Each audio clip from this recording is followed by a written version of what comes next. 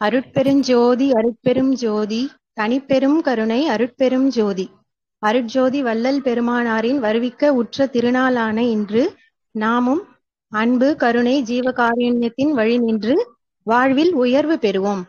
நமது சிவசிவ அன்பே சிவம் அறக்கட்டளை குழுவில் பயணம் செய்து வரும் அனைத்து அடியார்களுக்கும் அன்பான ஆத்ம வணக்கம். இன்றைய நமது சிறப்பு விருந்தினர் இறை ஆசிரியர் இறைமதன் ஐயா அவர்களை வருக என்று அன்போடு வரவேற்கிறோம்.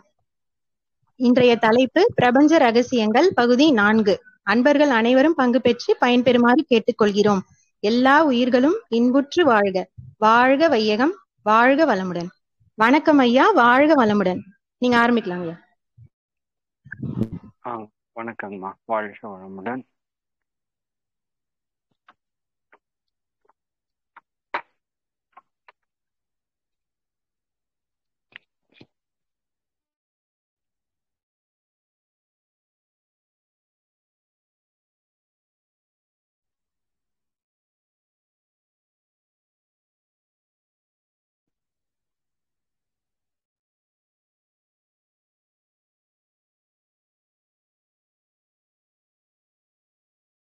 வாழ்க வளமுடன்.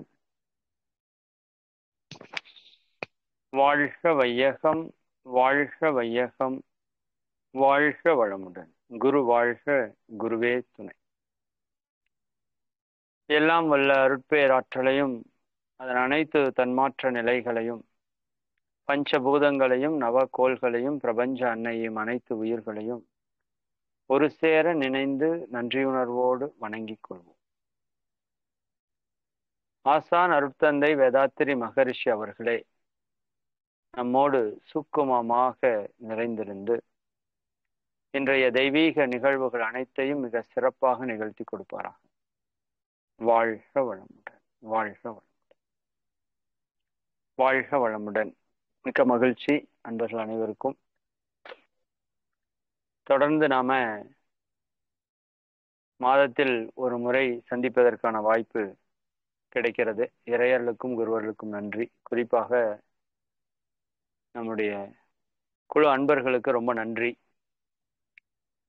சரி, பிரபஞ்ச ரகசியம், இது பொதுவான ஒரு தலைப்பு இல்லைங்களா? பொதுவான தலைப்பாக இருந்தாலும்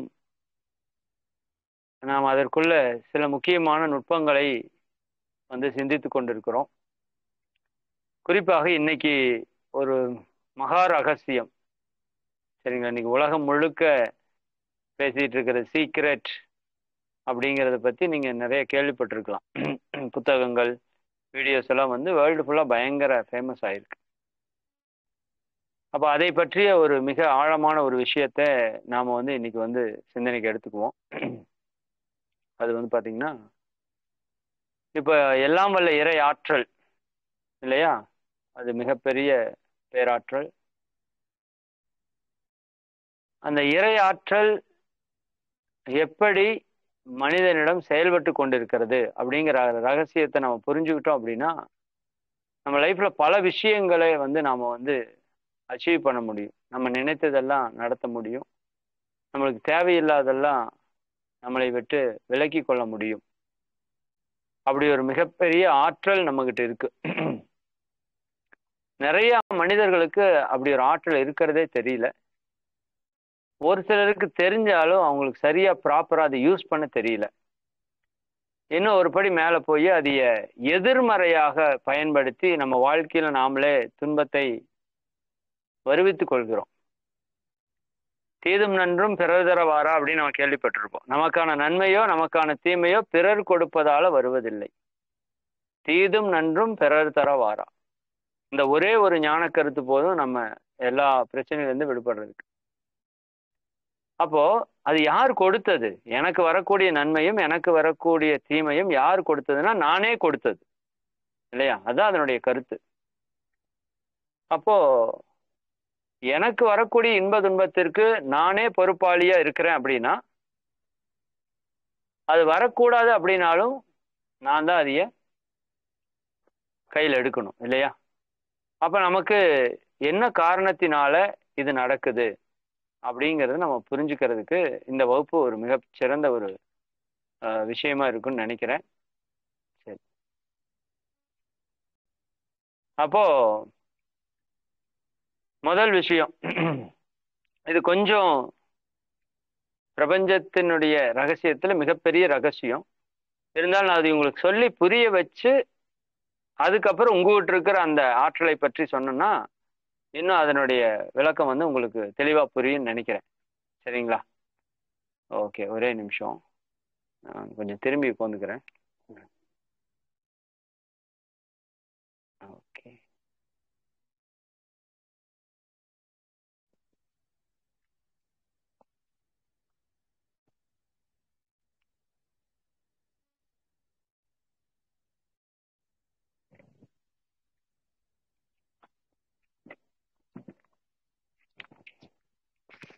இன்னைக்கு வள்ளலாருடைய பிறந்த தினம் இல்லையா?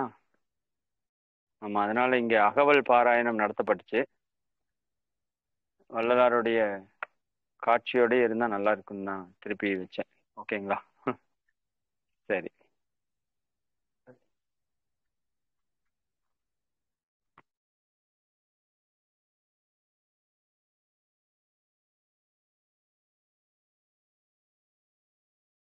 ஓகே, சரி, மகிழ்ச்சி, ரொம்ப சந்தோஷம். சரி, இப்போ என்ன நம்ம பேசணும்? இறைவன் அப்படிங்கிற ஒரு விஷயம் இன்னைக்கு வந்து வெரி கிளாரிட்டியா நீங்க தெரிஞ்சுக்க போறீங்க. ஏன் அதை தெரிஞ்சுக்கணும் அப்படின்னா, எல்லா உயிர்களோட நோக்கமும் இறைவனை உணர்வது.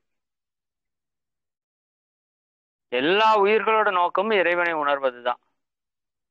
ஆனா அந்த இறைவனை உணர்வதற்கு தகுதி இருக்கிற ஒரே உயிரினம் மனித இனம். சரிங்களா? அதை நம்ம சரியா புரிஞ்சுக்கணும். நண்பர்களே, ஒரே நிமிடம்.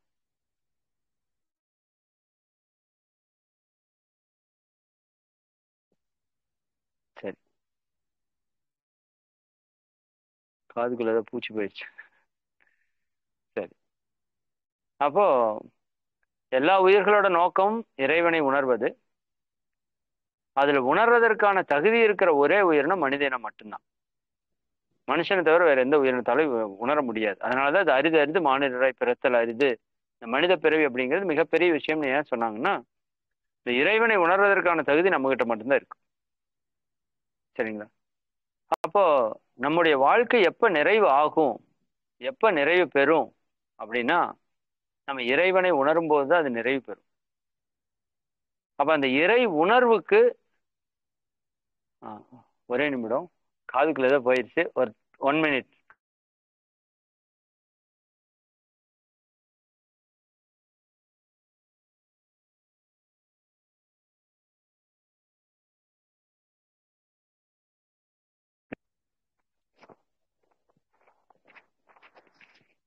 பொறுமை காத்ததுக்கு நன்றி. சரி, நான் அடிக்கடி நினைக்கிறது உண்டு, எந்த ஒரு விஷயத்தையுமே இறைநிலை வந்து அவ்வளவு சாதாரணமா நம்மகிட்ட வந்து சேர்த்திராது. சரிங்களா? அதற்கு நம்ம நிறைய என்ன பண்ணணும்? தீவிரமா முயற்சி பண்ணணும். இதெல்லாம் நம்ம பொறுமையை சோதிக்கிறதுக்கான ஒரு செயல்னு கூட வச்சுக்கலாமே. சரிங்களா? ஒரு நபர் இல்லை. சரி, ஓகே. அப்போ இறைவனை பற்றி நம்ம தெளிவா தெரியணும். ஏன்னா நம்ம வாழ்வினுடைய நோக்கம் இறைவனை உணர்வது அப்படின்னு இருக்கிறப்ப, அதாவது இந்த ஊருக்கு போறதுதான் உங்களுக்கு நோக்கம் அப்படின்னா, அந்த ஊர்னா உங்களுக்கு எங்க இருக்கு என்ன ஏதுன்னு தெரியணும்ல. அதை பற்றியே எனக்கு தெளிவா தெரியாது. பட் அந்த ஊருக்கு போகணும்னா எப்படி போக முடியும்? சரிங்களா? அது போல நம்ம இறைவனை உணரணும்னு எல்லாரும் விரும்புறோம். பட் இறைவன்னா யாரு, அவன் எங்க இருக்கிறான், அவன் எப்படி இருக்கிறான், அவன் என்ன பண்ணிட்டு இருக்கிறான், என்ன பண்ணா இறைவனை உணர முடியும், என்ன பண்ணா இறைவனை உணர முடியாது, அப்ப இதையெல்லாம் நம்ம செய்யணும், இதையெல்லாம் தவிர்க்கணும், இதெல்லாம் தெளிவா தெரிஞ்சா மட்டும்தான் இறை உணர்வு அப்படிங்கிறது சாத்தியம். இல்லாட்டி இறை உணர்வு சாத்தியம் இல்லை. அப்ப அதுலயே இன்னைக்கு நிறைய நமக்கு கேள்விகள். இறைவன் அப்படிங்கிற ஒன்றா பலவா, எது இறைவன், அதுக்கு உருவம் இருக்குதா இல்லையா? சரிங்களா? அப்ப இத்தனை கடவுள் சொல்றாங்களே, அப்ப அதுல எந்த கடவுள் வலிமையானது? நம்ம எதை வணங்குறது, இப்படி நிறைய கேள்விகள் நமக்கு இருக்கிற மாதிரி மகரிஷிக்கும் கேள்வி, வேதாத்திரி மகரிஷிக்கும் கேள்வி. அவர் கேட்கிறாரு, இறைவன் ஒன்றா பலவா? அப்போ ஏன்னா இந்த இறைவன்னா யாருன்னு தெரிஞ்சாதான் அந்த இறைவன் நமக்குள்ள எப்படி அந்த ஆற்றலாக இருக்கிறான்ங்கிறது உங்களுக்கு புரியும். அதுக்காக இது இது மெயின் டாபிக் அல்ல, இது சப் டாபிக். சில படத்துல பிளாஷ்பேக் பார்த்தா தான் படம் புரியும் இல்லையா? அந்த மாதிரி ஒரு படத்தினோட தொடர்ச்சியா இருக்கும். அப்ப அந்த பிளாஷ்பேக் புரிஞ்சாதான் உங்களுக்கு படமே புரியும். அந்த மாதிரி இது உங்களோட ஆற்றலை நீங்க உணரணும் அப்படின்னா, இந்த பிரபஞ்சத்துல உங்களோட ஆற்றல் எப்படி வேலை செய்யுதுங்கிறது புரியணும்னா, அப்ப அந்த இறைவனுடைய ஆற்றல் தெரிஞ்சா மட்டும்தான் உங்களால புரிஞ்சுக்க முடியும். அதனாலதான் நான் இதை பத்தி இங்க பேசுறேன் நான். ஓகேவா? அப்ப இறைவன்னா யார்? எல்லா மதமும் சொல்லுது ஒன்றே குலம் ஒருவனே தேவன். அல்லாஹ் என்று சிங்குலரா தான் சொல்றாரு நபிகள். அல்லாஹ் அப்படிங்கிறது ஒன்று, அது ஈடு இணையற்றது, நிகரற்றது, பேரன்பு கொண்டது, அது ஒன்று என்று சொல்ற. அல்லாஹ்னா ஒன்று. அப்ப பரமபிதா என்று ஜீசஸும் ஒருமையில தான் சொல்றாரு. பரமபிதாக்கள் அப்படின்னு சொல்லல, சிங்குலர்ல தான் சொல்றாரு. வள்ளுவர் என்ன சொல்றாரு? அகர முதல எழுத்தெல்லாம் ஆதி பகவன் முதற்றே உலகு. பகவன்கள் முதற்றே உலகு இல்ல, பகவன் சிங்குலர் தான், எல்லா இடத்துலயும் சிங்குலர். அப்ப இறைவன் ஒருவனே அப்படிங்கிறது எல்லா மதங்களும் ஏற்றுக்கொள்ற கருத்து. சரி, இறைவன் எங்க இருக்கிறான் அப்படின்னு கேட்டா எங்க இருக்கிறான்னு சொல்றோம்? அவன் எங்கும் இருக்கிறான்னு சொல்றோம். அவன் தூண்லையும் இருக்கிறான், துரும்புலையும் இருக்கிறான். அவன் இல்லாத இடமே இல்லை என்று நம்ம சொல்றோம். அப்ப தூண்லையும் இருக்கிறான், துரும்புலையும் இருக்கிறான், எங்கும் நீக்கமர நிறைந்திருக்கிறான் அப்படிங்கிறது நம்ம இறைவனுக்கு கொடுக்கிற ஒரு டெஃபினேஷன் இல்லையா? இறைவன் எங்க இருக்கிறான்? இறைவன் எங்குமே இருக்கிறான். அங்கிங்கனாதபடி எங்கும் பிரகாசமாய் ஆனந்த பூர்த்தியாகி இருப்பது இறைநிலை அப்படின்னு நம்ம சொல்றோம். எல்லாம் வல்ல தெய்வம் அது, எங்கும் உள்ளது நீக்கமர. இறைவன் எங்கும் இருக்கிறான்னு சொல்றோம். தூணிலும் இருக்கிறான், துரும்பிலும் இருக்கிறான்னா தூண்ல பெரிய பொருள் இருக்கிறான், துரும்புனா சிறிய பொருள் இருக்கான். அவன் என்ன பண்ணிட்டு இருக்கான்? அவனின்றி ஓரணுவும் அசையாது, எல்லாவற்றையும் அவன் இயக்கி கொண்டிருக்கிறான். இதெல்லாம் நம்ம பல நெடுங்காலமா படிச்சுட்டே இருக்கிற விஷயம். அவனின்றி ஓர் அணுவும் அசையாது அப்படின்னா அவன் எல்லாவற்றையும் அவன் தான் இயக்கி கொண்டிருக்கிறான்.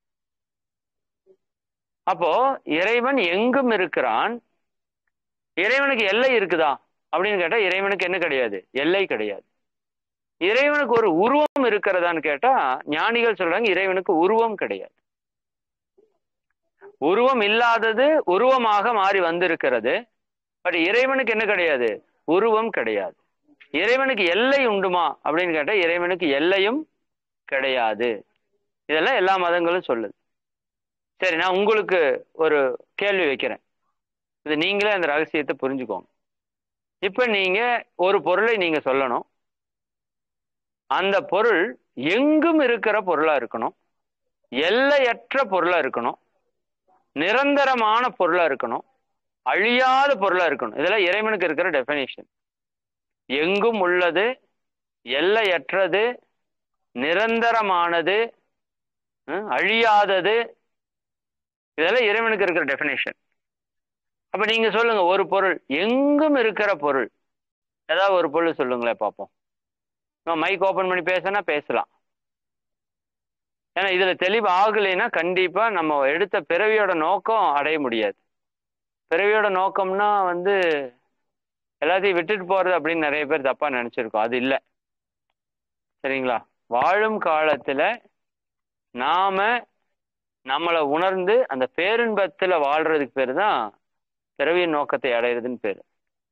இப்ப நம்ம உணர்ந்து கொண்டிருக்கிற இன்பம் எல்லாம் சிற்றின்பம், சரிங்களா? நாம எதுக்காக வந்திருக்கிறோம்? பேரின்பத்தை அடைவதற்கு வந்திருக்கிறோம். வேற எந்த உயிராலையும் பேரின்பத்தை அடைய முடியாது. வள்ளல் பெருமான் முதல் கொண்ட ஞானிகள் எல்லாம் சொல்றாங்கல்ல, அந்த இறை அனுபவம், அந்த இறை அனுபவத்தை உணர்றதுக்கு நம்மளால மட்டும்தான் முடியும். ஆனா அதுக்கு தான் நம்ம வந்திருக்கோமான்னு தெரியாமையே நம்ம என்ன பண்றோம்? செயல்பட்டு இருக்கோம். சரி, சொல்லுங்க, நீங்க தான் சொல்லணும். இறைவன் எங்கும் இருக்கிறான், சரிங்களா? எல்லையற்று இருக்கிறான் அப்படின்னு நான் ஒரு டெஃபினேஷன் சொல்றேன். இது எல்லாருக்கும் ஏத்துக்கிற கூடிய டெஃபினேஷன். பட் எது அப்படி இருக்கு அப்படின்னு சொல்லி நீங்க இப்போ சொல்லுங்க. சும்மா மைக் ஓபன் பண்ணி யார் வேணா சொல்லலாம். ஜஸ்ட் ட்ரை பண்ணுங்க. ஐயா, எல்லாமே ஒரு ஸ்டேஜ்ல அழிஞ்சுதான் போகும், அழியக்கூடியதுதான். ஆமா, இறைவனை தவிர சொல்லுங்கம்மா, எல்லாமே மணிகண்டன். எல்லாமே வந்து அழியக்கூடியதா தான் இருக்கு. எல்லாத்துக்கும் ஒரு ஆமா டைம் லிமிட் இருக்கு. எல்லாம் ஆமா அது தாண்டி அழிஞ்சுதான் போகும். நிச்சயமா. எல்லாமே வா, எதுவுமே அழியாதது இல்லையா? அழியாதது எல்லாம் அழியாது அப்படின்னு கேள்விப்பட்டிருக்கேன். கரெக்டான்னு எதுமா? தெரியலைங்க. ஆன்மா எது? ஆன்மாவுக்கு அழிவில்லை அப்படின்னு. ஆன்மா அழிவது, ஆன்மா அழிவற்றது. Excellent, super super. ஆன்மா அழிவற்றதுன்னு கேள்விப்பட்டிருக்கிறோம். அருமை. வேற இறைவன் அழிவற்றவன்னு கேள்விப்பட்டிருக்கிறோம். அதை பரமாத்மா என்று சொல்லுகிறோம். கரெக்டுங்களா? ஆன்மாவுக்கு அழிவு கிடையாது, பரமாத்மாவுக்கு அழிவு கிடையாது. பட் அது எது அப்படின்னு நான் கேட்கிறேன். அந்த இறைவன் அப்படிங்கிற பெயரை தவிர ஏதாவது ஒண்ணு இதுதான் அப்படின்னு சொல்ல முடியுமான்னு கேட்கிறேன். அழியாதது அப்படிங்கிறது ஏதாவது ஒண்ணு இருக்குமா? சும்மா ஜஸ்ட் ட்ரை பண்ணுங்க. பஞ்சபூதங்கள் பஞ்சபூதங்கள் அழியாததுன்னு சொல்ல முடியாது இல்லையா? பஞ்சபூதங்கள், தண்ணீர் அழிஞ்சிடுது, நெருப்பு அழியுது, காற்று அழியுது, நிலம் அழியுது, மாற்றத்திற்கு உட்படுது இல்லைங்களா? அப்புறம் எங்கும் உள்ளது அப்படின்னு சொல்ல முடியாது பஞ்சபூதங்களை. ஒரு இடத்துல நிலம் இருக்கும், ஒரு இடத்துல நீர் இருக்கும், ஒரு இடத்துல நெருப்பு இருக்கும், ஒரு இடத்துல காற்று இருக்கும், ஒரு இடத்துல விண் இருக்கும். விண் இல்லாத வெற்றிடங்கள் கூட இருக்குது. ட்ரை பண்ணது வெரி பெஸ்ட். பஞ்சபூதங்கள் பிரபஞ்சம் முழுக்க நிரம்பி இருக்குதுன்னு சொல்றோம். பட் அது எங்கும் உள்ளதுன்னு சொல்ல முடியாது. Okay, super super. எல்லை இல்லாததுன்னு சொல்ல முடியாது, அழிவற்றதுன்னு சொல்ல முடியாது, அது அழிஞ்சு மாற்றத்திற்கு உட்பட்டது. Okay, good. வேற ஏதாவது ட்ரை பண்ணுங்க. அந்த அது எதுன்னு நான் கேட்கிறேன். சொல்லுங்கம்மா. பேச்சு, வானம், பேச்சு. நம்மளுடைய பேச்சு, அதுக்கப்புறம் நம்ம பாக்குறது, இதெல்லாம் வந்துட்டு எதுவுமே இல்லாம எப்படி நம்ம பார்க்க முடியும்? இறைவன் இல்லாம இத கண்ணால பார்க்க முடியுமா? இறைவன் இல்லாம இந்த வாயால பேச முடியுமா? எதையும் உணர முடியுமா அப்படின்றது வந்து தெரியலங்க ஐயா. சோ அது நீக்கமறை இருக்கும்போதுதான் நமக்கு இது எல்லாமே புலப்படுது. இப்படி சொல்லலாங்களா? இல்ல, அதுதான்மா அந்த இறைவன். எதை சொல்ல வர்றீங்க? நீங்க சொல்றது கரெக்ட். இறைவன் இல்லாம நம்ம பார்க்க முடியாது, பேச முடியாது, அவனின்றி ஓர் அணுவும் அசையாதுன்னு சொல்லிட்டோம். பட் அவன் யார்? அவன் யார் அல்லது அவன் எது? இப்ப நம்ம சிவம்னு சொல்றோம், விஷ்ணுன்னு சொல்றோம், பிரம்மான்னு சொல்றோம், அல்லான்னு சொல்றோம், பரமபிதான்னு சொல்றோம், இந்த பக்கம் சூன்யம்னு சொல்றாங்க, இயற்கைன்னு சொல்றாங்க, ஆதின்னு சொல்றாங்க, அந்தம்னு சொல்றாங்க. எது அது அப்படிங்கிற கேள்வி இப்ப நமக்கு வந்திருக்கு. லைட்டாங்க சார். லைட் நல்ல முயற்சி தான். ஆனா லைட் என்ன ஆகக்கூடியது? எங்கும் உள்ளதுன்னு சொல்ல முடியாது. ஏன்னா இருளான பகுதிகள் அது இல்லை. எல்லை இல்லாததுன்னு சொல்ல முடியாது, அதுக்கு ஒரு எல்லை இருக்கு. அழிய முடியாதுன்னு சொல்லாது, அது அழிந்துதான் மாற்றத்துக்கு. எம்டினஸ்ங்க ஐயா. எம்டினஸ். Emptiness, excellent. எதுவுமே இல்லாத ஒரு. ஆமா. எதுமா? ஸ்பேஸா? வெட்டவெளி. வெட்டவெளி, எக்ஸலண்ட். இது பல மகான்கள் சொல்லி இருக்கிறாங்க. வெட்டவெளி, மோனவெளி, இறைவெளி, பரவெளி. பல மகான்களோட சித்தரோட பாட்டெல்லாம் எடுத்தீங்கன்னா, அங்கிங்கனாதபடி எங்கும் பிரகாசமாய் ஆனந்த பூர்த்தியாகி அருளோடு நிறைந்தது தன் அருள் வெளிக்குள்ளே, தன் அருள் வெளிக்குள்ளே அகிலாண்ட கோடி எல்லாம் தங்கும்படி கிச்சை வைத்து உயிர்க்குயிராய் தலைத்தது. சரிங்களா? மோன வெளியதுவே கருதி அஞ்சலி செய்குவாம் என்று அந்த தாய்மானவர் பகுதியில் மோன வெளி என்று சொல்லியிருப்பார். வெட்ட வெளி, சுத்த வெளி, பரவெளி, இறைவெளி. அப்ப சிம்பிளா புரிஞ்சுக்கோங்க, வெளி. வெளி என்ற ஸ்பேஸ். அம்மா சொன்ன மாதிரி வெட்ட வெளி, எம்டி ஸ்பேஸ். இப்ப உதாரணத்துக்கு, இப்போ உங்க ரூம் இருக்கு, உங்க வீடு இருக்கு, பூமி மேல இருக்கிறோம். சரிங்களா? இப்போ நம்ம வீட்டுல அந்த வீட்டை மட்டும் இடிச்சிட்டோம்னு வச்சுக்கோங்க, வீடு இல்லாம பண்ணிட்டோம்னு வச்சுக்கோங்க, அங்க என்ன இருக்கும்? காற்று நிரம்பி இருக்கும். காற்றை ஃபுல்லா உறிஞ்சி எடுத்தீங்கன்னு வச்சுக்கோங்க, என்ன இருக்கும்? அங்க விண், அணுக்கள் நிரம்பி இருக்கும். இப்ப அணுக்களையும் நீங்க எடுத்து அதை வெற்றிடம் ஆக்கிட்டீங்க. இப்ப அங்க வெறும் வெற்றிடம் மட்டும்தான் இருக்கு, எம்டி ஸ்பேஸ் இருக்கு. இந்த எம்டி ஸ்பேஸை உங்களால எடுக்க முடியுமா? எம்டி ஸ்பேஸை எடுக்கவே முடியாது. அது பர்மனன்ட். எக்ஸலண்ட். ஏன்னா எம்டி அது. எக்ஸலண்ட். சரிதாங்களா? சரிதானா? ஒரு குடத்துக்குள்ள இது இருக்கு அது இருக்குன்னு எடுக்கலாம். காலியா இருந்தா நீங்க எதையுமே எடுக்க முடியாது. ஏன்னா அது எம்டி. அப்ப எம்டி ஸ்பேஸ் அப்படிங்கிறது இதுக்கு எல்லை இருக்குமா? எம்டி ஸ்பேஸ்க்கு எல்லை இருக்குமா? யோசிச்சு பாருங்க. கிடையாதுங்க ஐயா. இன்ஃபினிட்டி. இன்ஃபினிட்டி. எல்லை கிடையாது. எக்ஸலண்ட். அப்ப எம்டி ஸ்பேஸுக்கு எல்லை இருக்குமா? இருக்காது. சரி, அதுக்கு அழிவு இருக்குமா? கிடையாது. இருக்காது. ஆமா, அது தோற்றமும் கிடையாது, அதுக்கு முடிவும் கிடையாது. அது எங்கும் இருக்குமா? இருக்கும். அதுதான் எங்கும் இருக்கும். ஆமா, அதுக்குள்ளதான் மற்றதெல்லாம் இருக்கு. அப்ப அது எல்லை இல்லாம இருக்குது, எங்கும் நிறைந்து இருக்குது. சரிதானுங்களா? நிரந்தரமாக இருக்கிறது, அழிவற்று இருக்கிறது. சரிங்களா? இன்னும் அந்த பிரபஞ்சமே எதுக்குள்ளதான் இருக்கு? அந்த எம்டி ஸ்பேஸ்க்குள்ளதான் இருக்கு. பிரபஞ்சத்தையும் கடந்து அந்த ஸ்பேஸ், எம்டி ஸ்பேஸ் இருந்துட்டே இருக்கு. அதுக்கு எல்லையே கிடையாது. அப்ப அதற்குள்ள பிரபஞ்சம் இருக்கு. இப்ப நீங்க சொல்லுங்க, எல்லையற்ற அழிவற்ற ஒரு எம்டி ஸ்பேஸ்ல இருந்து பிரபஞ்சம் உருவாகி இருக்குமா? அல்லது எல்லையுடைய அழிவுக்கு உட்பட்ட இந்த பிரபஞ்சத்திலிருந்து அந்த எம்டி ஸ்பேஸ் உருவாயிருக்குமா? எம்டில இருந்து தான் எல்லாமே உருவாயிருக்குங்க. சிம்பிள் சிம்பிள், இவ்வளவுதான் முடிஞ்சது. சரி, இப்ப நீங்க சொல்லுங்க, அப்ப இறைவன் என்பது எது? எதுவும் மற்ற நிலை. எதுவும் மற்றது. ஆனா இது சொல்றதுக்கு நம்ம கொஞ்சம் கஷ்டமா இருக்கும். ஏன்னா நம்ம சிலை வடிவில் அந்த உருவத்துல இறைவனை பார்த்து பார்த்து பழகி, இப்ப வெறும் எம்டி ஸ்பேஸ் இறைவன் சொன்னா உங்களால ஏற்றுக்கொள்ள முடியாது அவ்வளவு சீக்கிரம். அதனாலதான் மகிழ்ச்சி சொல்லுவாங்க, எல்லாம் வல்ல தெய்வம் அது எங்கும் உள்ளது நீக்கமற. அது இல்லாத இடமே கிடையாது. அது எது என்றுதான் மகிழ்ச்சி கேட்கிறாங்க. இறைவன் ஒருவன் சொல்லிட்டீங்களே, அது எது என்று கேட்டபோது மகரிஷி தன்னுடைய தியானத்தினுடைய உச்சத்துல கண்டறிந்த விஷயம் எல்லா மகான்களும் கண்டறிஞ்சதுதான். ஆனா ஒவ்வொரு மகான்களும் ஒவ்வொரு பேர் கொடுத்தாங்க. அந்த இறைவனை உணர்ந்து ஒரு மகான் அது அசைவற்றதுன்னு கண்டுபிடிச்சாரு. எம்டி ஸ்பேஸுக்கு அசைவு கிடையாது. ஏன்னா அணுக்கள் இருந்தா தானே அசைவு. அது எம்டி, அது எப்படி அசையும்? அது அசைவற்றது, சும்மா இருக்குது. அதனால அதுக்கு சிவம் அப்படின்னு பேர் கொடுத்தாரு. சரிங்களா? அதுல இருந்துதான் எல்லாமே தோன்றுகிறது. சரிங்களா? அதனால அதுக்கு பேர் ஈஸ்வர் என்று பேர். ஈஸ்வர்னா தோற்றம் என்று பேர். சரிங்களா? இதை உணர்ந்த மகன் ஈஸ்வர்னு பேர் கொடுத்தார். அப்போ அதுதான், அது பேரன்பு கொண்டதாக இருக்கிறது. அதனால அல்லாஹ் என்று பேர் சொன்னாங்க. அதே போல அது எல்லாவற்றுக்கும் மூலமாக இருக்கிறது, எல்லாவற்றுக்கும் ஆதியாக தந்தையாக இருக்கிறது, பரமபிதான்னு பேர் சொன்னாங்க. அதுல இருந்துதான் எல்லா உயிர்களும் தோன்றியது, பிரம்மா பிரம்மன் என்று அதுக்கு ஒரு பேர் வச்சாங்க. இப்படி அந்த இறைவனை உணர்ந்த போது அது எல்லையற்றதாக இருக்கிறது, அசைவற்றதாக இருக்கிறது, அது பேரன்பு கொண்டதாக இருக்கிறது. அதுல இருந்துதான் எல்லாமே உருவாகிறது. அந்த சுத்த வெளியிலிருந்தா எல்லாமே உருவாகுது. ஜெனரேட்டர் அப்படின்னா உருவாக்குபவர். ஜெனரேட்டர்ல கரண்ட் உற்பத்தி ஆகுதுல்ல, அது மாதிரி உற்பத்தி செய்பவர். ஆபரேட்டர் எல்லாவற்றையும் இயக்குபவர். டெஸ்ட்ராயர் அப்படின்னா என்ன? எல்லாவற்றையும் நிறைவு செய்பவர். அப்ப generator, operator, destroyer. G generator first எழுத்து, ஆபரேட்டர் ஓ ஃபர்ஸ்ட் எழுத்து, டி டெஸ்ட்ராயர்.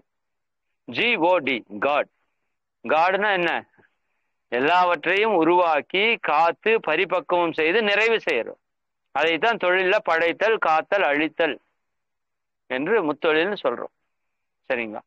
அப்ப இறைவன் என்பவன் யார்? முதல்ல அது இறைவனா? இறைவன் அப்படின்னாலே அது ஒரு ஆண் தன்மையை குறிக்கிற மாதிரி சொல்லாகுது இல்லை? செல்வன், அழகன், செல்வி, அழகினா பெண் தன்மை. அப்ப இறைவன் என்றாலே அது ஆண் தன்மையை குறிக்கிற ஒரு சொல்லாக கொண்டு வந்துட்டோம். ஆனா உண்மையால் என்ன? சுத்த வெளி, அது இறை நிலை. ஒவ்வொரு மகான் ஒவ்வொரு பேர் வச்சாங்க. இன்க்ளூடிங் வள்ளலார் கூட அதுக்கு அருட்பெரும் ஜோதின்னு பேர் வச்சார். ஆனா மகரிஷி என்ன ஒரு பெரிய பியூட்டினா, அவர் புது பேர் எதையுமே சொல்லல, சுத்த வெளினே பேர் வச்சுட்டார். Empty space is God. அவ்வளவுதான். புரியுதா உங்களுக்கு? மகிழ்ச்சி வெவ்வேறு பேர் வச்சா தானே சண்டை வரும்.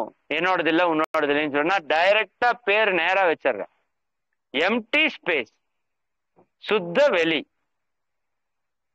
எங்கும் இறைந்து கிடக்கிற ஒரு வெளி, எங்கும் இறைந்து கிடக்கிற ஒரு வெளி, அதுக்கு பேர் சுத்த வெளி. சுத்தம்னா ஒன்றும் இல்லாதது, வெளினா அது எம்டி அப்படிங்கிற ஸ்பேஸ். அது சொல்லிட்டார். அப்ப இன்னையில இருந்து நீங்க என்ன முடிவுக்கு வரணும்? இறைவன்னா யாருன்னா இனிமேல் கன்ஃபியூஸே ஆகக்கூடாது. சார் அப்ப நாங்க கும்பிட்றதெல்லாம் இறைவன் இல்லையா? அதுவும் இறைவன் தான். சரி, அதுவும் இறைவன் தான். ஏன்னா இறைவன் தான் எல்லாமா இருக்கிறான்னு சொல்றோம். அப்ப எதுதான் இறைவன் இல்லை? எல்லாமே இறைவன் தான். இறைவன் இல்லாம ஒண்ணுமே இல்லை. அவன் தூண்லயும் இருக்கிறான்னா அப்ப தூணா இருக்கிறது யாரு? இறைவன் தான். துரும்புல இருக்கிறான், துரும்பா இருக்கிறது யாரு? இறைவன் தான். அப்ப நானா இருக்கிறது யாரு? இறைவன் தான். நீங்களா இருக்கிறது யாரு? இறைவன் தான். நம்ம கூட இருக்கிறதெல்லாம் யாரு? இறைவன் தான். இருக்கிற பொருள் எல்லாம் யாரு? இறைவன் தான். இறைவனை தவிர இந்த பிரபஞ்சத்துல எதுவுமே இல்லை. பட் உண்மையான இறைவன் எது? அப்படி ஒரு கேள்வி இருக்குல்ல.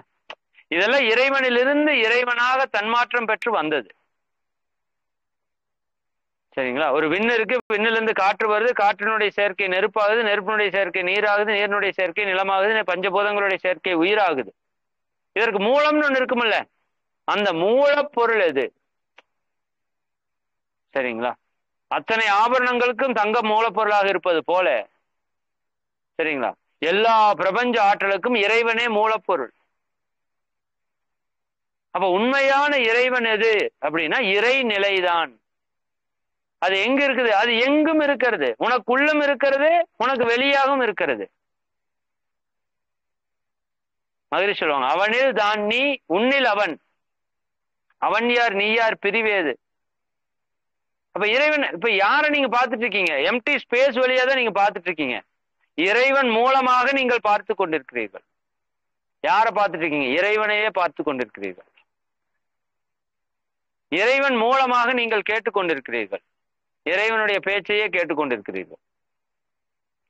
எல்லாமே இருப்பது அவன்தான். அவன் இல்லாம ஒண்ணுமே கிடையாது. பட் இது எல்லாமே பின்னம், பிராக்ஷன்ஸ். இதெல்லாமே இறைவன்ல இருந்து பின்னப்பட்டு வந்தது. பிரபஞ்சம் முழுக்க பியூரான இறைவன் எது? சுத்த வெளி. அது எல்லையற்றது. அந்த எல்லையற்ற ஒன்றோடு நம்ம இணையணும். அது எல்லையற்றது, அழிவற்றது. நம்ம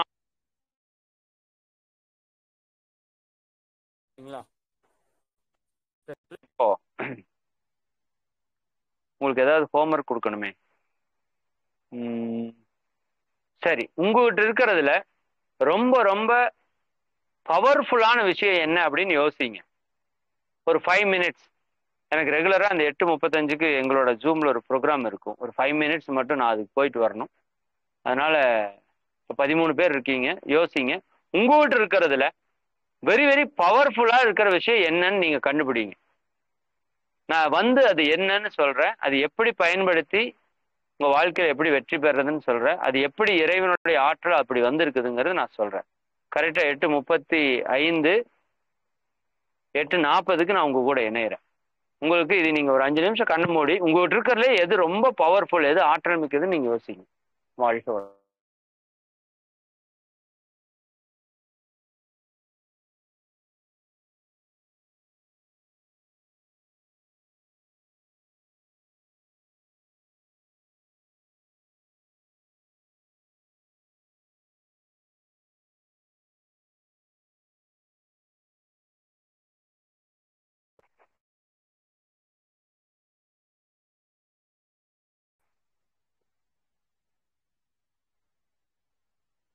ஓகே. வாழ்க வளமுடன். நன்றி.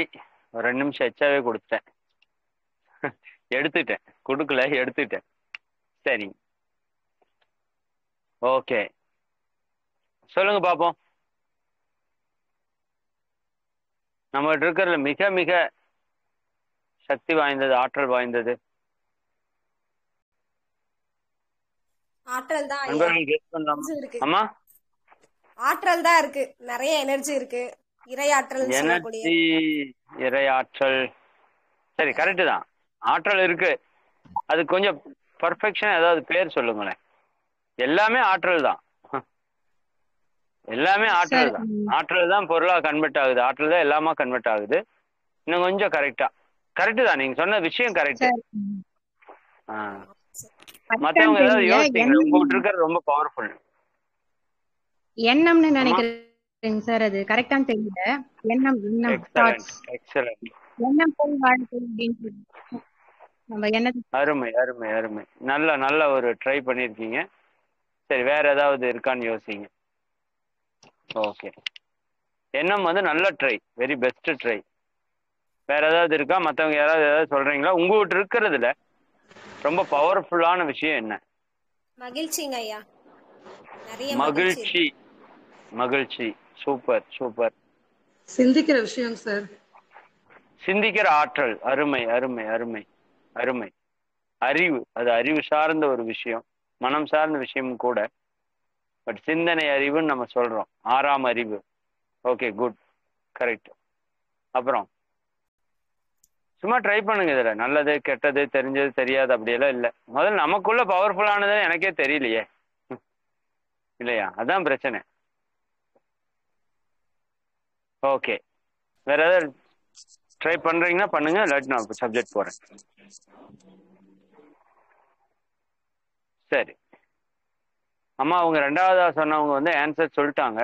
நம்மளோட எண்ணங்கள், நம்மகிட்ட இருக்கிறதுலே மிக மிக சக்தி வாய்ந்தது நம்முடைய எண்ணங்கள் தான். ஏன்னா இறைவனே நம்முடைய எண்ணங்களாக மாறி இருக்கிறான். இன்னும் ஒரு படி மேல போய் இறைவனுடைய ஹையஸ்ட் பவர் எங்க இருக்குதுன்னா நம்ம எண்ணங்கள்ல தான் இருக்கு. சரிங்களா? நம்ம மனசுலதான் இருக்கு. இது நம்மளுக்கு தெரியல. நம்ம மனதினுடைய ஆற்றல், நம்ம எண்ணங்களினுடைய ஆற்றல் நமக்கு தெரியல. தெரியாததுனால இப்ப என்ன பண்ணுவாங்க? சரிங்களா?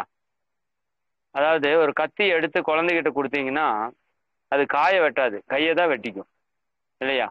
அந்த மாதிரி தான் கத்தி நல்லதுதான், நம்மளை பாதுகாக்கிறதுக்காக இறைவன் கொடுத்தது தான், நம்மளை சேஃப்டி பண்றதுக்காக கொடுத்தது தான். ஏன் தேவைப்பட்ட ஆப்ரேஷன் பண்ணி கூட ஒருத்தரை காப்பாற்றவும் முடியும்.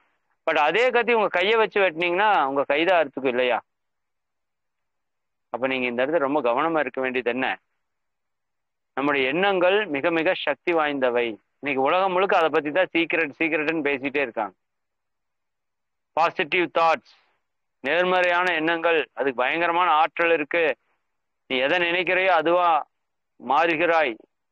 நீ எதை நினைக்கிறையோ அது நடக்கும், நினைத்தது நடக்கும். எண்ணியாங்க எய்துவர் எண்ணியர் திண்ணியராக பெறின். அப்ப எண்ணத்தை நல்லா வச்சுக்கோங்க, எண்ணத்தை உயர்வா வச்சுக்கோங்க. உள்ளுவதெல்லாம் உயர் உள்ளல், வெள்ளைத்தனைய மலர் நீட்டம் ஆந்ததம் உள்ளத்தனையது உயர்வு. இப்படி எவ்வளவோ விஷயங்களை சொல்லி வச்சுட்டாங்க. மனம் போல வாழ்க்கை, உன்னோட மனம் போல உன்னோட வாழ்க்கை, உன்னோட எண்ணம் போல உன்னோட வாழ்க்கை. சரிங்க, நல்லா சொல்றேன், புரிஞ்சுக்கோங்க. ஷார்ட் டைமா இருக்குது, சிம்பிளா சொல்றேன். எல்லையற்ற இறைநிலை, அது எதுதான்? சுத்த வெளி. இனிமேல் உங்களுக்கு டவுட்டே வரக்கூடாது. சார் அப்ப சிவன் அப்படின்னா அது கடவுள் இல்லையா? அது கடவுள் தான், ஆனா அது முழுமையான கடவுள் இல்லை, ஃப்ராக்ஷன். கடவுளை உணர்ந்த மகான் கடவுள் எப்படி இருக்குன்னு யோசிச்சாங்க. அது கருப்பு நிறத்தில் இருக்கிறது. ஏன்னா வெளிச்சத்துக்கு வரும் போகும், இருள் வரும் போகுமா? நான் அப்படியே சொன்னேன்ல, இந்த எம்டி ஸ்பேஸ்ங்கிறது அழிவற்றது, எல்லையற்றது, நிலையானது, அசைவற்றதுன்னு சொன்னேன்ல. அப்போ வெளிச்சம் நிலையானதா, இருள் நிலையானதா அப்படின்னு பார்த்தா இருள் தான் நிலையானது. அது எப்பவுமே இருக்கிறது, டார்க்னஸ்.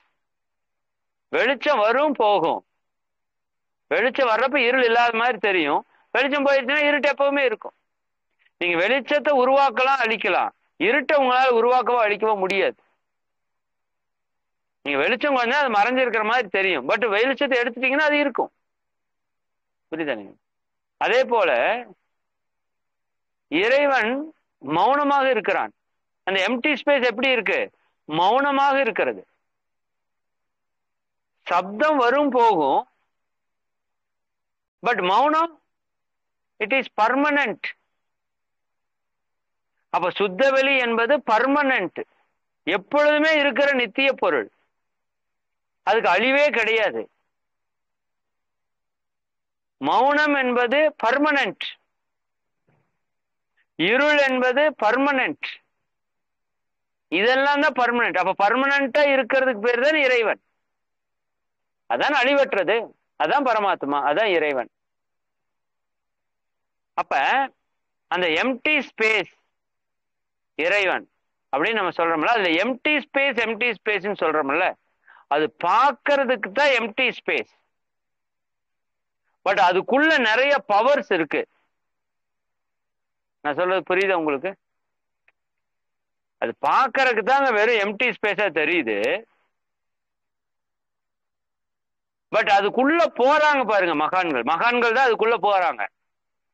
அந்த எம்டி ஸ்பேஸுக்குள்ள போறதுக்கு நம்மகிட்ட ஒரு எம்டி ஸ்பேஸ் இருக்கு. நம்மளோட எம்டி ஸ்பேஸும் இறைவனோட எம்டி ஸ்பேஸும் மெர்ஜ் ஆயிடுச்சுன்னா நீங்க மகான்கள். இந்த ஜீவாத்மா அந்த பரமாத்மாவோட இணைஞ்சிருச்சுன்னா அதுக்கு பேர் முக்தின்னு சொல்றோம்ல. ஜீவாத்மா குட்டி அழிவற்றது, பரமாத்மா பெருசு அழிவற்றது. அப்ப சிறிய அழிவற்றது பெரிய அழிவற்றதோட இணைது பாருங்க, இதுக்கு பேர் தான் முக்தி. சரிங்களா? அதுக்கு பேர் தான் மோட்சம், அதுக்கு பேர் தான் பேரின்பம், அதுக்கு பேர் தான் இறை உணர்வு. பட் இந்த குட்டி எம்டி ஸ்பேஸ் அந்த பெரிய எம்டி ஸ்பேஸ் கூட இணையா விடாம ஒரு சில விஷயம் தடுக்குது. அதுதான் நம்ம கர்மா, நம்மளோட ஆணவம், நம்மளோட பழிச்செயல் பதிவுகள், நாம தெரிஞ்சோ தெரியாமலோ செய்த பாவவினை பதிவுகள். தந்தை தாய் இருயிரும் ஒன்று சேர்ந்து தழைத்து ஒரு உடலாகி இந்த உலகில் வந்தோம். அம்மா அப்பா ஒன்று சேர்ந்து உலகில் வந்துட்டோம். அந்த ஈருயிர் செய்த வினைகள் அறமா மற்றோ அழித்த பதிவுகள் எல்லாம் நம் சொத்தாச்சு. அந்த 2 உயிரை எத்தனை ஜென்மமா எத்தனை பதிவு பண்ணியிருக்கோம். அந்த 2 உயிரும் பல 1000 கோடி வருஷமா பண்ண பதிவெல்லாம் என்னோட சொத்தாயிடுச்சு. இந்த அரும்பிறவியில் அந்த முன்வினையெல்லாம் அறுத்து இறைவனை உணரணும். அதுக்கு தான் குருவனுடைய அருள் வேண்டும். எதுக்கு வள்ளலாருடைய அருள் வேண்டும், எதுக்கு திருமூலர் அருள் வேண்டும், எதுக்கு வேதாத்திரி மகரிஷி அருள் வேண்டும், எதுக்கு சித்தர்கள் மகான்களோட அருள் வேண்டும், ஜீசஸ் நபிகள் புத்தரோட அருள் எல்லாம் எதுக்கு வேணும்? அவங்கள இறைவனை உணர்ந்தவர்கள், எம்டி ஸ்பேஸை டேஸ்ட் பண்ணவங்க. சரிங்களா? எம்டி ஸ்பேஸை டேஸ்ட் பண்ணிட்டாங்க. டேஸ்ட் பண்ணவங்களால தாங்கவே முடியல. இவ்வளோ பெரிய டேஸ்ட் இங்க இருக்கே, இந்த மனுஷனா அதை உணர முடியுமே, அதை விட்டு போட்டு என்னென்னவோ பண்ணிட்டு தெரியுறான் பாரு அப்படின்னு அவங்க முடிவுக்கு வர்றாங்க. அப்ப நம்மளை எம்டி ஸ்பேஸை உணர வைக்கிறதுக்கு முயற்சி பண்றாங்க. அதுதான் ஆன்மீகம், கோவில், பூஜை, புனஸ்காரம், மதம், மந்திரம், அத்தனையும் யோகா, தியானம். சரிங்களா? நான் இறைவனை உணர்வதற்கு, இல்ல சரியா சொல்லணும்னா நான் என்னை உணர்வதற்கு. ஏன்னா ஆத்மாவா இருக்கிறதே இதுதான், அந்த இறைநிலை தான். அப்ப நான் யார்? இறைவன் தான். நான் என்னை உணரணும். அதைத்தான் தன்னை அறிதல், செல்ஃப் ரியலைசேஷன் சொன்னாங்க. அப்ப அந்த வெளி எங்க இருக்குது? உள்ளும் இருக்குது, வெளியும் இருக்குது, உனக்குள்ள இருக்கு. அப்ப கடந்து உள்ளே சென்றால் இறைவனை காணலாம். கடவுள் அப்படின்னு ஒரு டெக்னிக் கொடுத்தாங்க. நம்மால் கடவுள்னு பேர் வச்சுட்டான் அதுக்கு. கடந்து உள்ளே செல் அப்படின்னு அர்த்தம். நம்ம வெளியில செல்றதுக்கே நேரம் பத்தல, உள்ள எங்க போய் செல்றோம்? தியானத்துல உள்ளே கடந்து, உள் கடந்து செல். டைவ் இன். டைவ் அப்படின்னா குதி, எங்க? உள்ள. டைவ் இன், அதுக்கு பேர் தான் டிவைன். டைவ் இன், டிவைனிட்டி, தெய்வீகம், இறைத்தன்மைன்னு படிக்கிறீங்களா? Divine, divine power. இப்ப டிவைன் டைவ் இன், உள்ள போனா இறைவனை உணரலாம். அந்த எம்டினஸ் உள்ள இருக்கு, எனக்குள்ள இருக்கு, என் மனசுக்குள்ள இருக்கு, மனதனுடைய அடி ஆழத்தில் இருக்கு, அசைவற்ற பொருள் இருக்கு, நம்ம எல்லாருக்குள்ளே இருக்கு. இறைநிலை இல்லாத இடமே கிடையாது. உங்கள் மனதினுடைய அடி ஆழத்தில் இறைநிலை இருக்கிறது. ஆனா மனதினுடைய அடி ஆழத்துக்குள்ள போகணும் இல்ல, உங்க கர்மா போறதுக்கு விடுறதில்லை. அப்படி போறதுக்கான முயற்சி தான் யோகம், தியானம் எல்லாமே. சரிங்களா? அப்ப எல்லையற்றதா இருக்கிற இறைநிலை அதுவே என்னவா மாறுது? இறை துகள்களாக. இது ஒரு பெரிய டாபிக், உங்களுக்கு இப்போ ஷார்ட் டைம்ல சொன்னா புரியாது, நான் பின்னாடி அதுக்கு ஏதாவது விளக்கம் கொடுப்போம். எல்லையற்றதா இருக்கிற இறைநிலை, நீங்க இது அனுமான அறிவு, யூகிக்கிற அறிவு, சிந்திக்கிற அறிவை பயன்படுத்தினா மட்டும்தான் இது புரியும் உங்களுக்கு. எல்லையற்றதா இருக்கிற இறைநிலை. எல்லையுடையதா இருக்கிற அணு 2 இருக்கு. சரிங்களா? இந்த பிரபஞ்சத்துல 2ம் இருக்கு. பிரபஞ்சம் முழுக்க என்ன இருக்கு? அணு. அந்த அணுக்களோட கூட்டுக்கு தகுந்த மாதிரி பஞ்சபூதங்களும் இருக்கு. அணு சிங்கிளா இருந்தா விண்ணு, 2 அணு சேர்ந்தா அதுக்கு பேர் காற்று, ஹைட்ரஜன் சொல்றீங்க. இன்னும் 14 அணுக்கள் சேர்ந்தா நைட்ரஜன் காற்றுன்னு சொல்றீங்க. 21 அணுக்கள் சேர்ந்தா அது ஒரு அணு. 24 அணுக்கள் சேர்ந்ததுன்னா அதுக்கு நெருப்புன்னு பேரு. 28 அணுக்கள் சேர்ந்தா அதுக்கு நீருன்னு பேரு. இன்னும் 30-40 அணுக்கள் சேர்ந்தா நிலம்னு பேரு. பஞ்சபூதங்கள் என்ன? அணுக்களோட கூட்டு தான். எல்லாமே அணுக்களோட கூட்டு. இப்ப உதாரணத்துக்கு இந்த வாட்டர் பாட்டில் எடுத்துக்கோங்க. இந்த வாட்டர் பாட்டிலுங்கிறது என்ன? இது அணுக்களோட கூட்டு. அணுக்கள் பல கோடி சேர்ந்து இங்க ஒரு உருவமா இருக்கு. சரிங்களா? அப்ப இந்த அணுக்கள் எல்லாம் கரைஞ்சு போச்சுன்னா இந்த பாட்டில் இருக்காது. ரொம்ப சிம்பிள். சரி, அப்ப இந்த பாட்டிலுங்கிறது என்ன? அணுக்கள். அணுக்கள் என்ன பண்ணிட்டு இருக்கு? இயங்கிட்டே இருக்கு. அணுக்கள் என்ன பண்ணிட்டே இருக்கு? சுற்றி ஓடிட்டே இருக்கு. அப்ப சுற்றி ஓடிட்டே இருக்கிறது அப்படின்னா இந்த பாட்டில்ல அணுக்களும் இருக்கணும், அது ஓடுறதுக்கான வெளியும் இருக்கணும். வெளினா எம்டி ஸ்பேஸ் இருக்கும். எம்டி ஸ்பேஸ் இருந்தா தான் அது ஓடும். அப்ப இது அணுக்களும் இருக்கு, இந்த பாட்டில்ல ஸ்பேஸும் இருக்கு. நல்லா புரிஞ்சுக்கோங்க. இந்த பாட்டில்ல அணுக்களும் இருக்கு, இந்த பாட்டில்ல ஸ்பேஸ் இருக்கு. 2 இணைஞ்சு இப்ப பாட்டில இருக்கு. சரிங்களா? இப்போ இதுல அணுவும் இருக்குது, வெளியும் இருக்குது. இப்ப எது முதல்ல தோன்றி இருக்குன்னு சொல்லுங்க, யோசனை பண்ணி சொல்லுங்க பாப்போம். உள்ள அணுவும் இருக்குது, இதுல வெளியும் இருக்குது. அணுவிலிருந்து வெளி தோன்றி இருக்குமா, வெளியிலிருந்து அணு தோன்றி இருக்குமா? அப்படின்னா நீங்க அப்படியே சொன்னீங்க. எக்ஸலண்ட். ஏன்னா வெளி நிரந்தரமானது, அது எல்லையற்றது. புரியுதா? அப்ப நிரந்தரமான எல்லையற்ற ஒன்றிலிருந்து தான் நிரந்தரமற்ற எல்லையுடைய ஒன்று தோன்றி இருக்கணும். இந்த அணு கொஞ்ச நாள் சுழலும், கொஞ்ச நாள் சுழலும், அப்படியே எனர்ஜி குறைஞ்சு குறைஞ்சு குறைஞ்சு குறைஞ்சு மறுபடியும் வெளியா கன்வெர்ட் ஆயிடும். அப்ப வெளியிலிருந்து அணு தோன்றியது, அணு மீண்டும் வெளியாக மாறியது. புரியுதா? அப்ப ஆதியா இருக்கிறது வெளிதான். ஆதினா தொடக்கம், அந்தமாக இருப்பதும் வெளிதான். அந்தம்னா முடிவு. அப்ப எல்லா பொருளும் தொடக்கமா இருக்கிறது வெளிதான், எல்லா பொருளையும் முடிவா இருக்கிறது வெளிதான். பட் வெளினா நீங்க என்ன நினைச்சிட்டோம்? நம்ம பொதுவா வெளியில ஒண்ணுமே இல்லைன்னு நினைச்சிட்டோம். அதுதான் இன்னைக்கு சயின்ஸ்ல இருக்கிற பெரிய பிரச்சனை. வெளியில எல்லாம் இருக்குது. நல்லா புரிஞ்சுக்கோங்க. வெளியில மிகப்பெரிய ஆற்றல் இருக்குது, உள்ள மிகப்பெரிய அறிவு இருக்குது. உள்ள ஒரு மல்லிகைப்பூக்குள்ள என்ன இருக்குது? மல்லிகைப்பூக்குள்ள என்ன இருக்குது? அதற்குள்ள ஒரு அற்புதமான வாசனை இருக்கு. அதற்குள்ள ஒரு அறிவு இருக்கா? மல்லிகைப்பூக்குள்ள ஒரு அறிவு இருக்கு. யோசிச்சு பாருங்க. அது கரெக்டா வெள்ளை கலர்ல தானே வருது. அறிவு இருந்தா தான் கரெக்டா அது செய்யும். அந்த பெட்டல்ஸ் எல்லாம் பாருங்க, கரெக்டா நீட்டா அடுக்கி வச்சிருக்கா. கரெக்டா மலருதா? குறித்த நேரத்துல கரெக்டா வாசம் வருதா? யோசித்து பாருங்க. இப்ப அறிவு இருக்கா இல்லையா? அதுக்கு ஆற்றல் இருக்கா இல்லையா? எல்லா பொருளுக்குள்ளேயும் அறிவு இருக்கு, ஆற்றல் இருக்கு. சரி, எல்லா பொருளுக்கும் அறிவு ஆற்றல் எங்கிருந்து வந்தது? எல்லாம் வல்ல இறைநிலையே அறிவும் ஆற்றலும் உடையது. பட்டு நீங்க அந்த பூவுக்குள்ள வாசம் இருக்குதா அப்படின்னு, அது மொட்டா இருக்குது, நீங்க போய் பிச்சு பார்த்தீங்கன்னா வாசம் இருக்காது. உள்ள இருக்குது, பட் அது மலர்ச்சி பெறப்ப வெளியே வருது, பக்குவம் அடையும் போது வெளியே வருது. இப்ப உதாரணத்துக்கு ஒரு அம்பு எடுத்து ஒரு நாள்ல இழுத்து வைக்கிறீங்க, வச்சுட்டீங்க, ஃபுல்லா இழுத்து வச்சிருக்கீங்க. இப்போ இந்த அம்புல பவர் இருக்கா? அந்த பக்கம் ஒருத்தர் வெறும் அம்பை வச்சிருக்காரு, நீங்க நாள்ல போட்டு இழுத்து வச்சிருக்கீங்க அம்பு, அதுக்குள்ள பவர் இருக்கா? எங்க இருக்குன்னு காட்ட முடியுமா? நீங்க காட்ட முடியாது. அம்புக்குள்ள பவர் அடங்கி இருக்கு. எப்ப தெரியும்? விட்டீங்கன்னா தெரியும். சரி, அது விட்டீங்கன்னா அது என்ன போர்ஸ்ல போகுது? சரிங்களா? அப்ப அம்புக்குள்ள பவர் அடங்கி இருக்கிறது மாதிரி, மல்லிகைப்பூக்குள்ள வாசனை அடங்கி இருப்பது மாதிரி, ஒரு விதைக்குள்ள விருட்சம் அடங்கி இருப்பது மாதிரி, இறைவனுக்குள் அத்தனையும் அடங்கி இருக்கிறது. புரியுதா உங்களுக்கு? இறைவனுக்குள் எல்லாம் அடங்கி இருக்கிறது.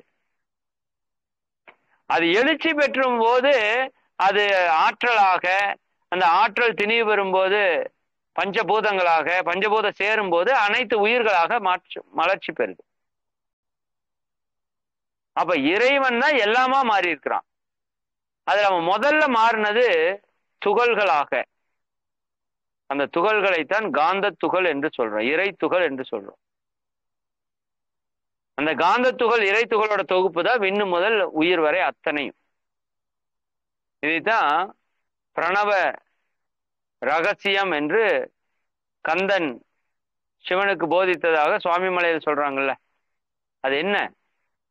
அந்த இறைநிலை காந்த துகள்களாக மாறி அந்த காந்த துகளுடைய சேர்க்கை தான் இந்த பிரபஞ்சமாக உயிர்களாக வந்திருக்கு. இதுதான் பிரணவ மந்திரத்தினுடைய ரகசியம்.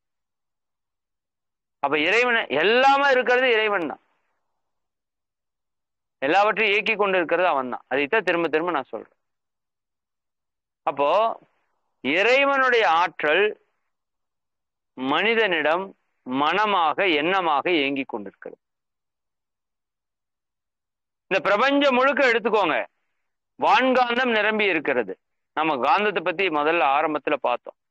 பிரபஞ்சம் முழுக்க வான்காந்த ஆற்றல் நிரம்பி இருக்கிறது. உங்களுக்குள்ள ஜீவகாந்த ஆற்றல் நிரம்பி இருக்கிறது. அந்த ஜீவகாந்தம் தான் உங்களோட மனமாக இருக்கிறது.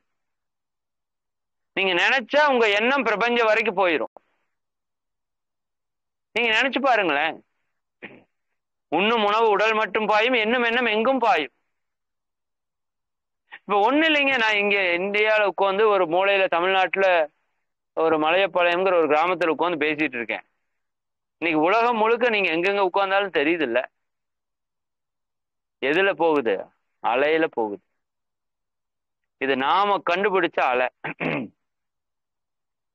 உங்க மனசு இறைவன் கண்டுபிடிச்ச அலை.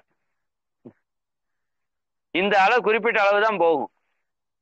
இந்த ஜூமை போய் சந்திரன்ல வச்சு கேட்டீங்கன்னா வராது, செவ்வாய் கிரகத்தில் கேட்டீங்கன்னா வராது. ஏன்னா இதுக்கு பவர் அவ்வளவுதான்.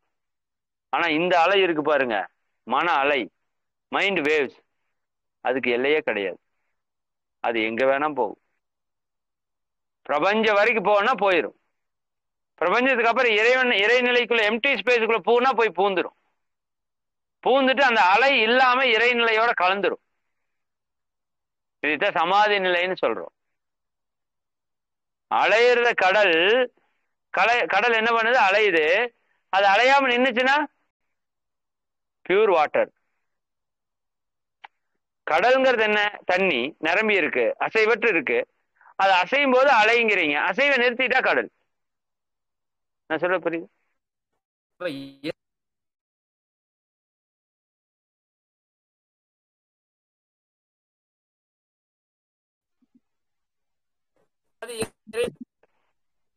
புரியுதான்னு பாருங்க. கடல் தண்ணி ஸ்டாட்டிக்கா இருக்குது, அசையாம இருக்குது. அதுல எழுச்சி அந்த அலை வரும்போது அந்த தண்ணீர் அசையுது. அப்ப அசையும் தண்ணீர், அசையாத தண்ணீர். அசைகிற தண்ணிக்கு அலைன்னு பேர் வச்சிருக்கிறோம், அசையாத தண்ணிக்கு கடல்னு பேர் வச்சிருக்கீங்க. இப்ப உங்க மனம் அந்த ஆற்றல் அசையுது, அப்ப அதை மனம்னு சொல்றீங்க. அதே அசையாம இருந்தா அதுக்கு பேர் இறைவன். புரியுதா? உங்கள் மனம் அசைவற்றிருந்தால் நீங்கள் இறைவனாக இருக்கிறீர்கள் என்ற அர்த்தம். இதுதான் சும்மா இருந்து சுகம் பெறுவது எக்காலம்.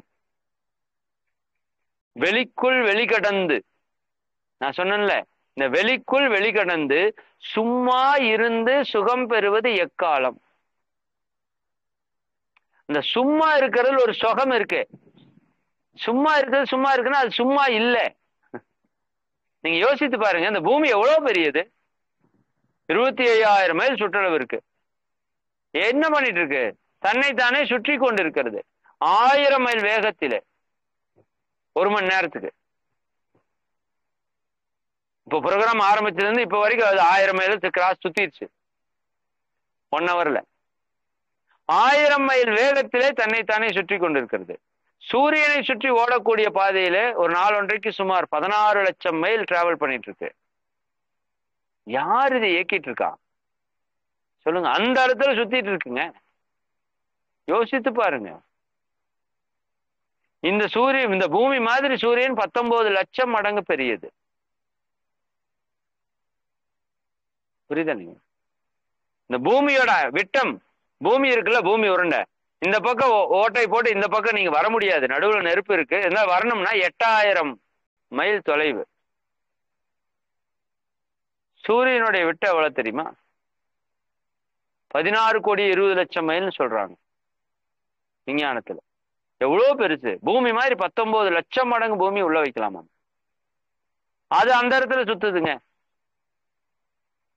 இந்த சோலார் சிஸ்டமே அந்த இடத்துல சுத்துது. மில்கி வே கேலக்சின்னு சொல்றோம்ல, பால்வெளி மண்டலம், அதே அந்த இடத்துல சுத்துது. ஏன் பிரபஞ்சமே அந்த இடத்துல சுத்துது? எதுலதான் சுத்துது? எம்டி ஸ்பேஸ்ல தான் சுத்துது. பிரபஞ்சத்துக்கு அப்புறம் என்ன இருக்கு? எம்டி ஸ்பேஸ் இருக்கு. அப்ப விஞ்ஞானிகள் என்ன சொல்றாங்க? இது எம்டி ஸ்பேஸ்ங்கிறாங்க. மகரிஷன் சொல்றது இது எம்டி ஸ்பேஸ் இல்ல, இதுலதான் அத்தனையுமே அடங்கி இருக்கு. பட் அடக்கமாக இருக்கிறது. பிரபஞ்சமே எதனாலதான் இயங்கிட்டு இருக்கு? அசைவற்று இருக்கிற வெளியாலதான் அசைகின்ற பிரபஞ்சம் இயங்கிட்டு இருக்கு. இது நிறைய பேருக்கு புரியல. இது ஞானிகளுக்கு மட்டுமே புரியும், விஞ்ஞானிகளுக்கு புரியாது. ஏன்னா இது கருவியை கொண்டு உங்களால் அளக்க முடியாது. உங்க மனம் நிக்கிற இடத்துலதான் இறைவனை உணர முடியும். மனம் நின்றுச்சுன்னா அறிவு இயக்கம் இருக்காது. இந்த பேரறிவோடு உங்க சுற்றறிவு இணைஞ்சிருச்சுன்னா அறிவுக்கு இயக்கம் இருக்காது. அது அந்த ஆனந்த நிலையில போய் லயமாய் நின்றும். அதனால விஞ்ஞானிகள் எத்தனை ஆண்டுகள் ஆனாலும் இதை கண்டுபிடிக்க முடியாது. விஞ்ஞானிகள் சொன்னது யூகித்து அவங்க பெற்றாதான் உண்டு. இல்லாட்டி அவங்க தவத்துல ஆழ்ந்து போய் அவங்க ஈஸியா போக முடியும். தவத்துல ஆழ்ந்து போய் மனதனுடைய அடித்தளத்தை தொட்டுட்டாங்கன்னா இறைவனும் மனதனுடைய அடித்தளம் ஒன்றுன்னு உங்களுக்கு புரிஞ்சிடும். அவன் நீ ஒன்றாய் அறிந்த இடம் அறிவு முழுமை, அது முக்தி. சரிங்களா? சரி, டைம் ஆயிட்டே இருக்கு. நான் இன்னும் பேசினது பெரிய டாபிக் பேசிட்டே இருப்பேன். நான் என்ன சொல்ல வந்தேன்னா, உங்ககிட்ட இருக்கிற மிகப்பெரிய ஆற்றல் என்னங்க? இறைவனே உங்களுடைய எண்ணமா வந்திருக்கிறான். இறைவனே எல்லாமா வந்தாலும் எல்லாத்துக்கும் இவ்வளவு பவர் அவன் கொடுக்கல. எண்ணத்துக்கு அப்படி ஒரு பவர் கொடுத்துட்டான். நீங்க நினைச்சதெல்லாம் நடக்கும். நல்லது நினைச்சா நல்லது நடக்கும், கெட்டது நினைச்சா கெட்டது நடக்கும். உங்க எண்ணங்கள் அது ஒரு காந்த ஆற்றல். சரிங்களா?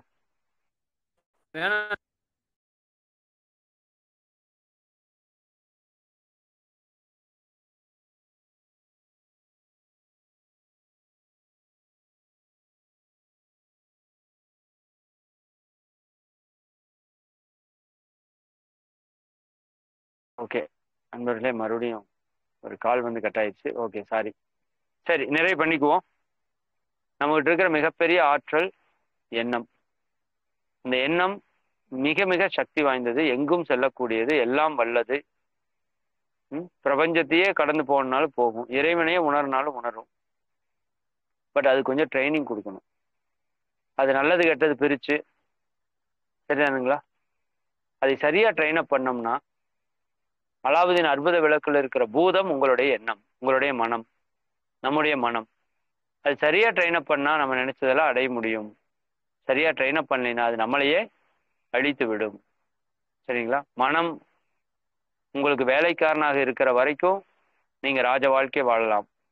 மனம் உங்களுக்கு எஜமானனாக இருந்தால் நீங்கள் அடிமை வாழ்க்கையை தான் வாழ முடியும், துன்ப வாழ்க்கையை தான் வாழ முடியும்.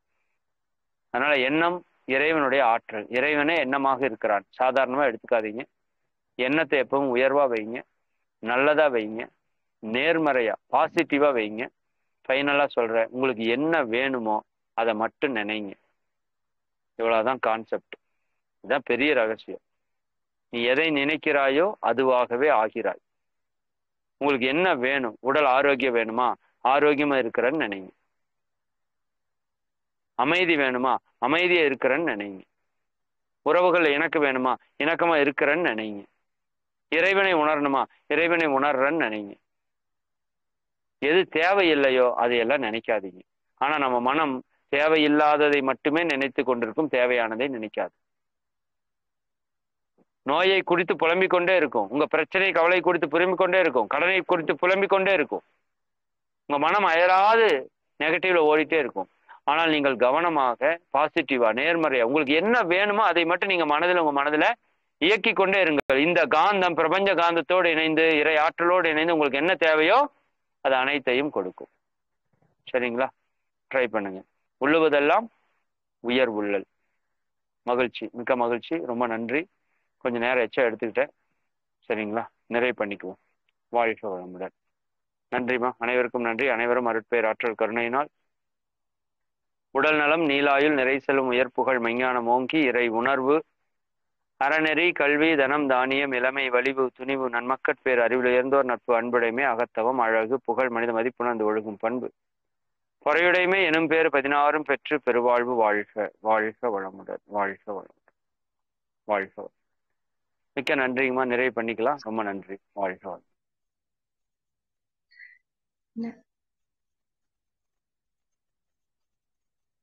சங்கீதாம்மா, நீங்க பேசுறீங்களா?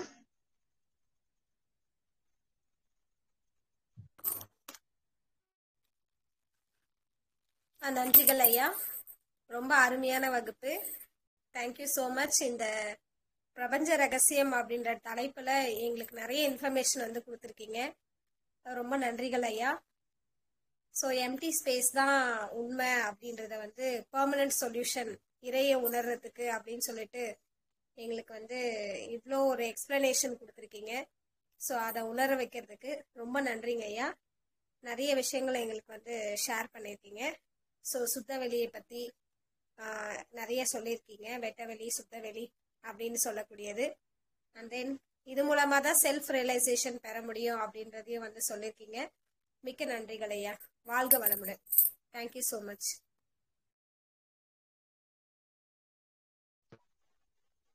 உஷாமா, ஆசிலாமணி ஐயா, ரகுராம் ஐயா, ராணி அம்மா, ஹீலர் அருணாச்சலம் ஐயா, முத்து சார், டவுட்ஸ் இருந்தா கேட்கலாம்.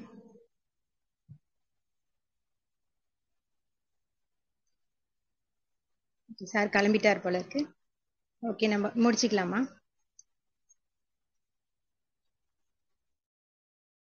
பிரபஞ்ச ரகசியம் என்ற தலைப்பில் அருமையான சிறப்பான ஒரு வகுப்பெடுத்த இறைமதன் ஐயா அவர்களுக்கு மிக்க நன்றி. அவர்களும் அவர்களது அன்பு குடும்பமும் வாழ்க வளமுடன். குழுவில் இணைந்து பயணித்த அனைத்து அன்பு உள்ளங்களுக்கும் மிக்க நன்றி. வாழ்க வளமுடன். பாலகிருஷ்ணன் ஐயா அவர்களுக்கு மிக்க நன்றி. வாழ்க வளமுடன். அனைவருக்கும் நன்றி. மீண்டும் நல்லதொரு நிகழ்ச்சியில் சந்திப்போம். வாழ்க வளமுடன்.